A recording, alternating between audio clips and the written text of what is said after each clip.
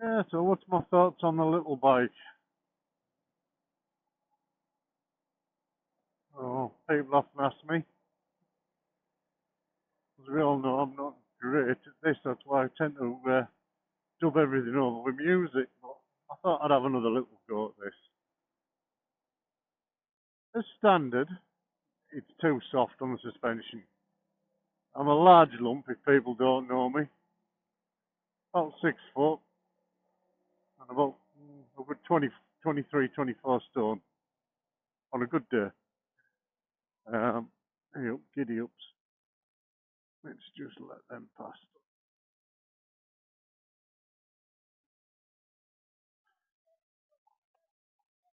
Not a problem.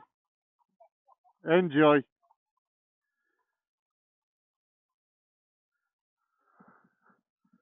Wasn't difficult, was it? At least I said thank you. So yeah, what's my thoughts? Yeah, it's too soft as standard. Um, what have I done to it? Well, it was purchased second hand, this bike. When I bought it from the dealer, I asked them to upgrade the rear shock and spring, which so far has been fantastic. It's never bottomed out. I've had air out of it quite a few times. It does everything I want, and it's got a YSS rear shock and spring. The front has got a K-Tech in the front. Now, I could be wrong with this, and I can't remember the size. I think it's a 10 Newton meter one, which makes it fairly stiff on the front. But the rear's fairly stiff, so I found it balances it out with my weight. It's lovely. Sits the bike a little bit higher. With me being short-legged, sometimes a bit of an issue, as you might have noticed, getting on and off it. But all for entertainment purposes. I could name some that get on the bike and fall off the other side. Oh, yeah. All in entertainment and all in fun. Oh, the tyres, stock tyres. Yeah, right, the IRCs. Good for tarmac. Um, fairly hard wearing for, I'll use the term loose, knobbly. Um, they're alright for gravel, they're alright for commuting, I guess, is what the bike was really originally designed for, I guess. Very wishy-washy is probably another way to word it. When you get onto the mud, and a good friend of mine, you all know Michael Heaton, me and him, not long after I bought the bike, we went for a ride out. He has, as you know, the 250L. I was on this. Um, and was I determined off-road? Yes. Did I accomplish off-road? Eventually. But he has a good video and few pictures of me stuck probably 100 metres from the tarmac. They wouldn't bite through bite into it. They were just filled with mud. And I did get up eventually. Speaking of the man himself, what's his lake? But yeah, it's uh, it's one of those things, isn't it? It's how far do you go? We all know I like to have a little plodder about here and there and everywhere. We all know this one. It's a big favourite of mine. Often put it in my group rides. This is Ingleby. Doesn't get any smoother either. Not a lot of water in here today. Should we get a...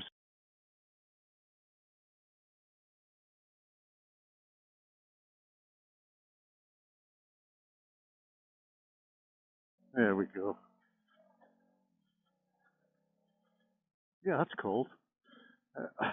Filled me boat a bit. Maybe not as waterproof as I was saying earlier. But yeah, no.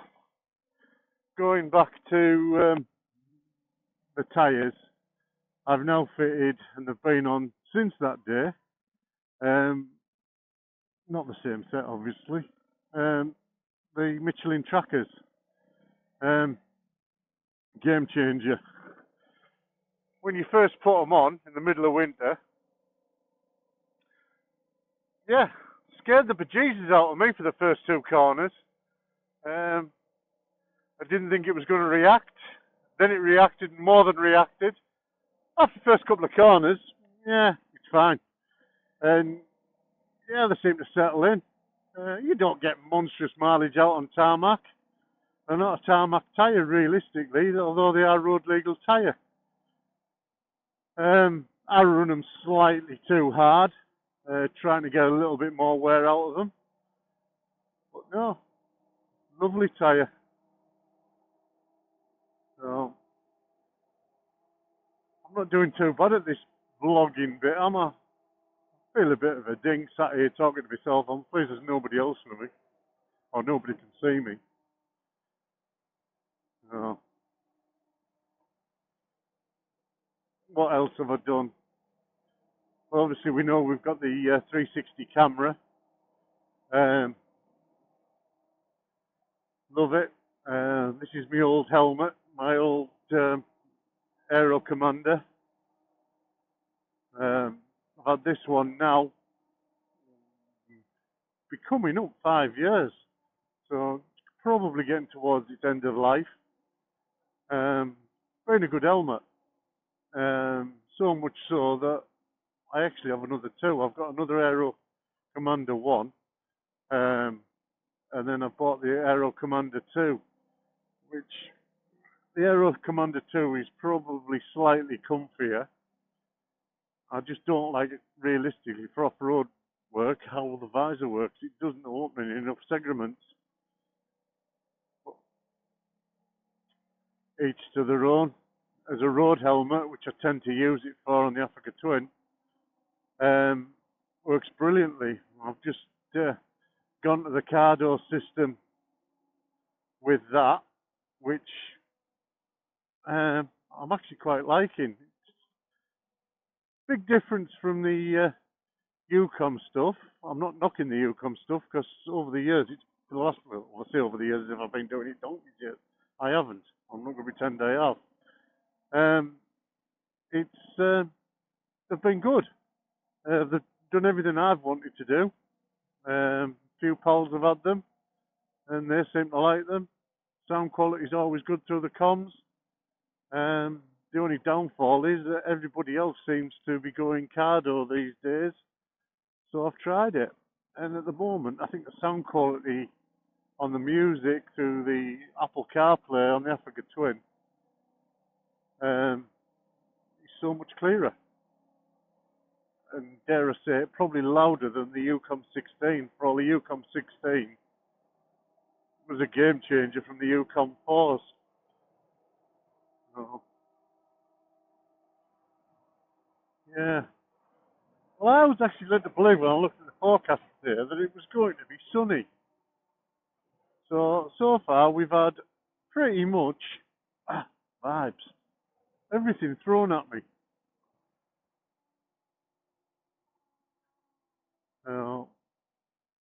The only thing I haven't had, I really don't want it, is ice. But yeah, I'm just having a gentle ride around today. I haven't been on this girl for a while, and I think she was sat there getting jealous.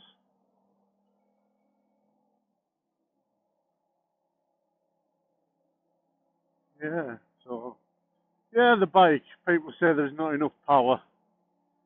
I think the 26, 27 brake horsepower with my lard ass on it, it does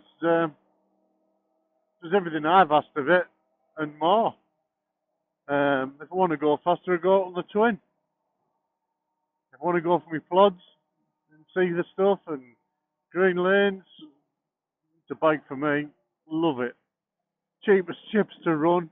Great on fuel. I'm just looking at the MPG return there. I tripped it 21.5 miles ago, and it's coming back at 90.6. And no, I've been steady away. I don't think I've been over 5,500, 6,000 revs with it We're sat here in sixth gear now, just plodding along, 45 mile an hour. What's not to like? Yeah, it's good. I think we might have a ride up there. Go to the top of Colton Lane. Whether I come down it or not, different matter, but I probably will. I just don't like gates today. So, yes, I took the mirrors off and fitted. Kind gentleman who was selling his bike decided he would sell me the cheap double take mirrors, which are not double take ones, they're just cheap copy ones, but they do the job fantastic. There's nothing wrong with the standard mirrors on the 300. They're actually quite good mirrors. You don't get any vibration in through them.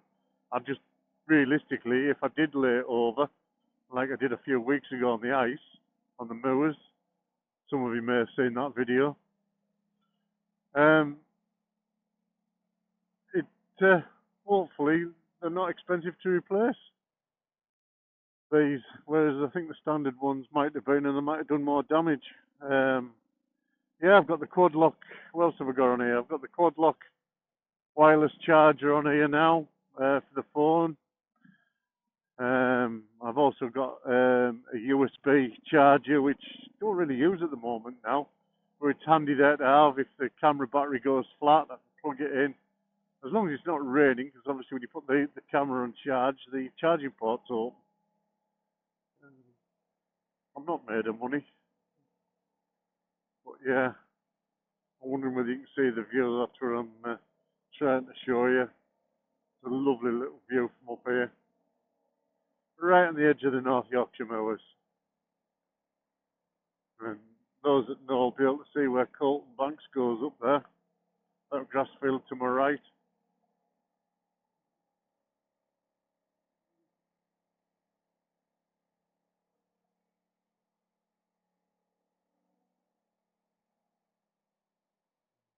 Yeah. Happy gentleman?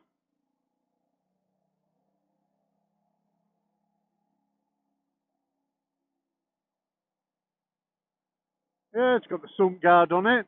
That was actually fitted before I bought the bike. I put the tail rack on it. That was cheap and cheerful from eBay. Did I buy the right one? Probably not. When I took the bag off the other day, when I was cleaning the bike, I noticed the rack's actually rusting quite severely. The bike's fine, it's just a crappy rack that I bought off eBay. It wouldn't hurt from me rubbing it down and giving it a proper coat of Amorite, probably would save it. But the tin of Amorite's probably more than a new rack.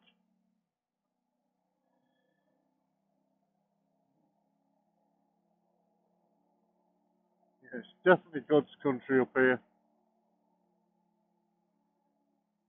Yes, I am actually intrigued to know what you all think of this. Is it vlogging you call it when you talk on yourself on your bike? Feel a bit of an idiot? Oh, I do run out of things what to say for all of them. People call me a waffle chops, and I'm putting that loosely and politely. I also suffer from verbal diarrhea at times, so if that's come out, I do apologise.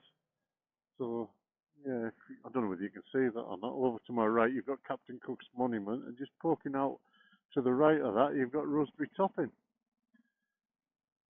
Oh,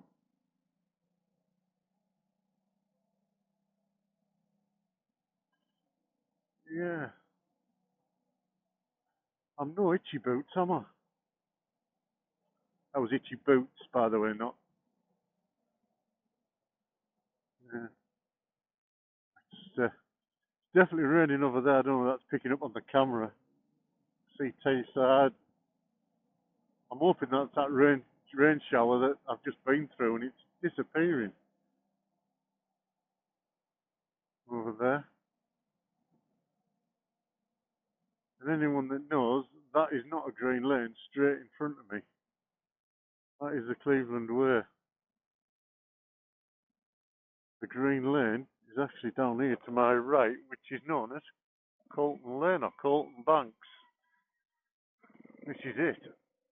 Oh, why not have a little wander down? Well, since I've been down here, not quite sure what to expect, how muddy or rocky it's going to be. What's the oh, nice and steady. Let's just. Been a while since I've been on the girls off road.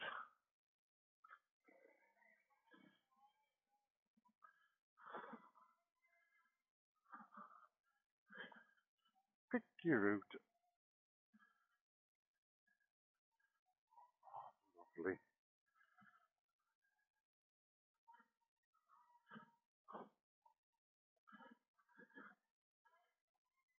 Yeah.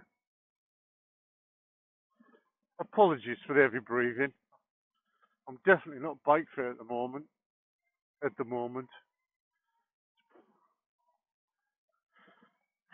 probably like sat there listening to an X-rated program, isn't it? Listening to me. That doesn't mean send me your underwear either. Women you can, but not the men. I'll leave that there for a sec. Oops. Day.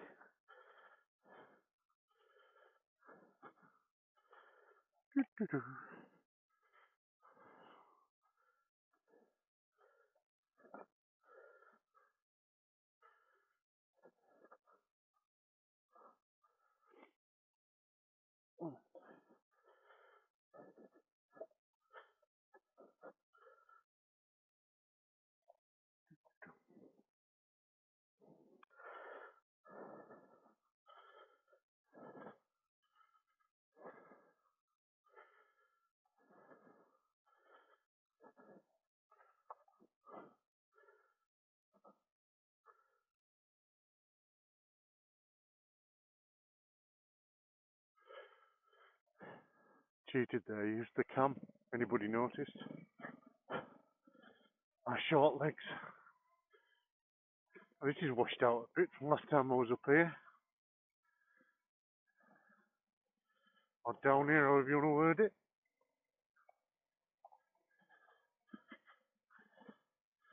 Sure, that's been graded, repaired, or it's wash off. I think it's been graded. I think in places, but it looks like it's washing out again. A lovely track, this bit here. So picturesque.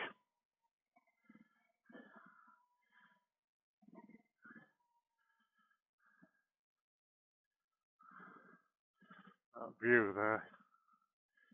Stunning. I can remember this. Growing up, the rut's been pretty much waist deep up here. Yeah, pretty much almost impossible, as you might say.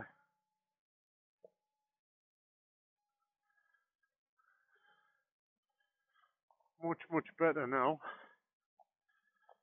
I still believe the TRF are still maintaining this. If they are, they're doing quite a good job.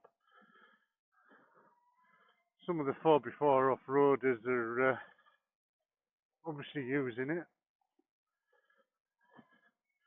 It's getting quite rutted there. Some of us don't like ruts.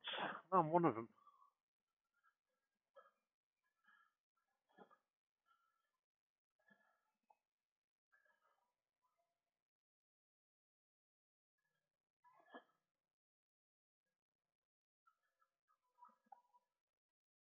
Oh no, I've come back down here. The sun's decided to come out, look.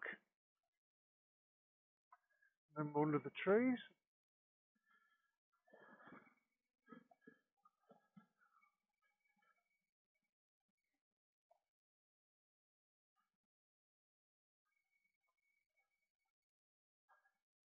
Oh, the gate's shut. Oh.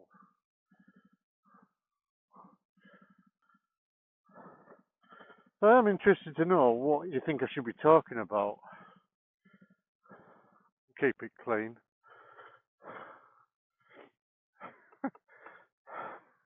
Please.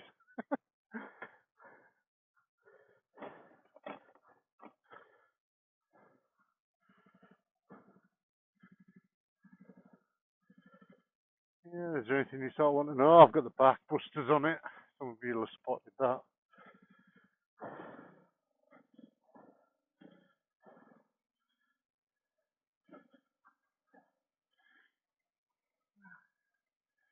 Other than that, the bike is pretty much still running standard and stock, if that's what you want to call it.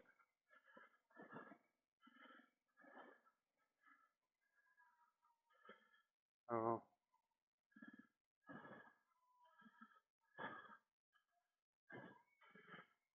I have the Oxford, I think it's the Aqua 8, I think they call it, bag on the tail rack, which is quite good, but what you must do is open it when you're storing the bike.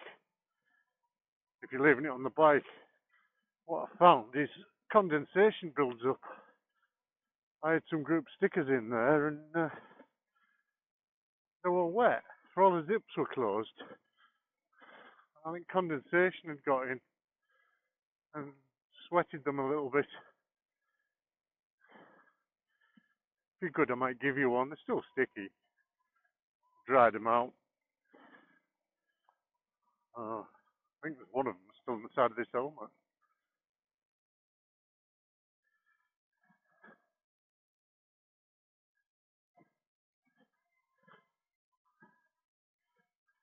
Hey, yeah, Barry, I didn't even dab once coming down there. What do you think? Somebody will be shaking their head thinking, ding. Including me.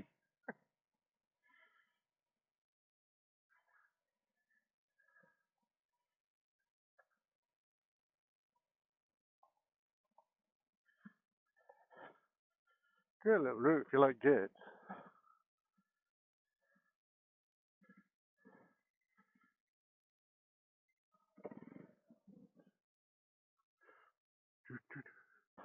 We're all supposedly on a diet at the moment, so another reason to come out on the bike rather than sit and eat pies. Cake. Oh, cake. Who doesn't like cake? Yeah, what's your favourite cake? I went 360, didn't it? From motorbikes to cake in about half a sentence. Probably because most of my trips normally involved coffee and cake.